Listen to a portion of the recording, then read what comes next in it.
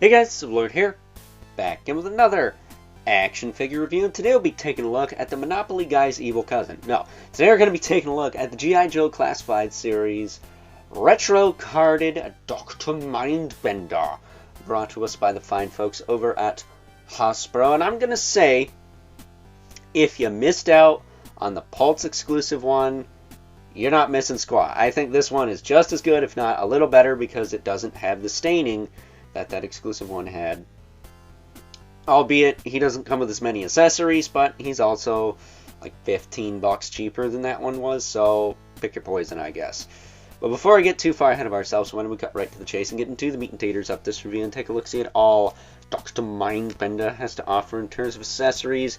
He's got a pistol, and this little gizmo here, I'm assuming that's some kind of taser. I don't know. He holds it like a taser. There's a handle right there, but either way, he's got that. Could also be some kind of drill. He's also got two different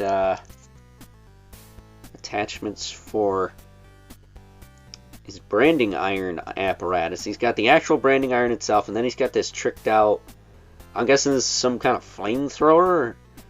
Not sure. But this has a port for blast effects. This does not. At least I don't think it does. So yeah, pick your poison there, I guess. You can give him this, or you can give him this. I'm probably gonna keep him with this because it is a torture instrument, which is something he is known for. He also has his tuber that goes into the little cylinder on his belt, which I refuse to take off, because if I take it off, I might not know how to put it back on. I mean, it's a peg and hole system, but I don't want to lose it. He also has the stand, as all the retro card figures do, and then, of course, this little power pack on the side here that you can hook stuff up to. I'll just put that like this for right now. I think that'll work. But here he is, looking a lot like I said earlier, the Monopoly Guy's evil cousin, right down to the monocle. He just needs a little top hat. Very mad scientist-esque. I guess I could have reviewed this guy for Halloweenist, but that was that lineup was fully booked with videos that got little to no views. So thanks a lot. But as far as articulation on this guy goes, his head will look side to side, look up and down a little bit, tilt side to side a little bit, not too shabby. Shoulders will pop up, which is not the easiest thing to do. Can I get that up a little higher? There we go. There. Pop the shoulder up. Rotate it around. He's got beautiful butterflies, and they actually do work when the soft goods aren't stuck in there. They do actually move, like some Hasbro butterfly joints as of late. He's got swivel in the bicep, double elbow. I think he's pinless. Fully pinless. He's got a swivel hinge wrist that works just fine. He's got an ab crunch. I better move this arm or I'm going to knock that thing right off. He's got an ab crunch. Moves that far forward. That far back. Probably moves a little more. He's got a waist twist, but you're not going to get anything because of the suspenders. It should be pretty self-explanatory. There's like no clearance. Uh-oh. Don't knock that off. His hips will kick forward and back out. He's got the drop down. It works okay. Be mindful of those belts there. He does have drop down. He's got a thigh cut. Got a little holster for his pistol there. Might as well take care of that. It's very tight fitting there, so you don't have to worry about it falling out. Double knee. Although he's got this big kind of shin guard that goes over his knee, so you might not want to use that bottom one very much. He does have a boot cut, and then he does have a hinge in the foot with a rocker. So very cool. He is, Cobra mad scientist type. Without him, I don't think there is a Serpentor, if I'm not mistaken. Do I got my lore straight? Do I got it mixed up? You let me know in the comments, because chances are you're a bigger Joe fan than me. Getting him stood up here. We'll give him this little doodad in his left hand. I'm not going to put the hose and junk on him right now, because it'll get in the way. And trust me, it already has, and it's driven me bonkers trying to get this video done on what limited time I have to get it done. For reasons I'm not going to say.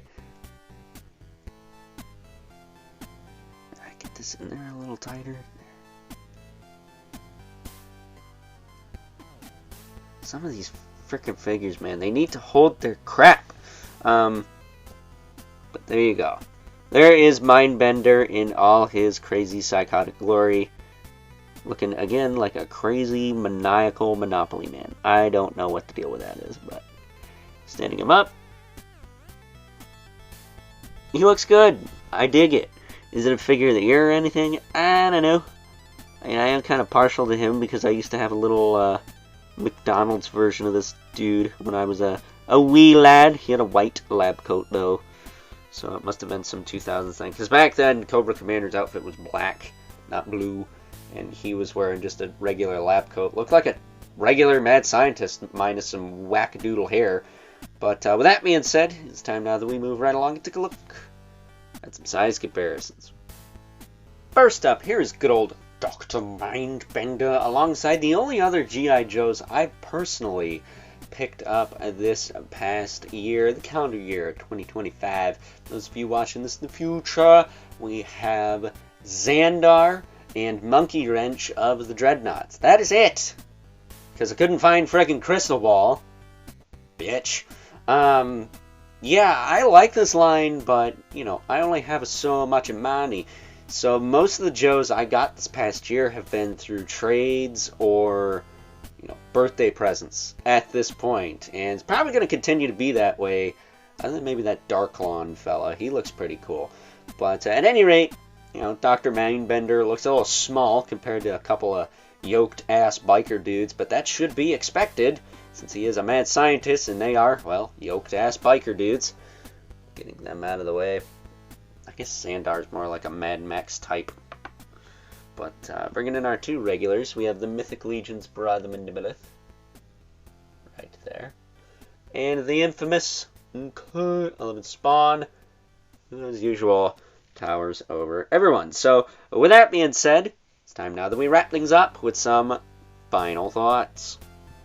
Overall, and aside from the tuber being a little cumbersome as well as the tank plugged into his belt, I have to say I am very glad that I held out for this retro card version of good old Dr. Mindbender, because A, it doesn't have the staining issue that the Hasbro Pulse exclusive version had, and B, it's just a character that I really wanted but didn't want to spend a ton of money on. I like G.I. Joe, but it's not, you know, one of the three loves, Gargoyles, Spawn, and Ghost Rider. So shelling out $100 for what was a $40 figure, that wasn't gonna happen, man. So I'm very glad the fine folks over at Hasbro decided to reissue this guy as a retro card. And rest assured, for all you guys out there that missed out on Serpentor and couldn't get a trade deal on it like I did, I'm pretty certain they're gonna get to him in this retro line eventually.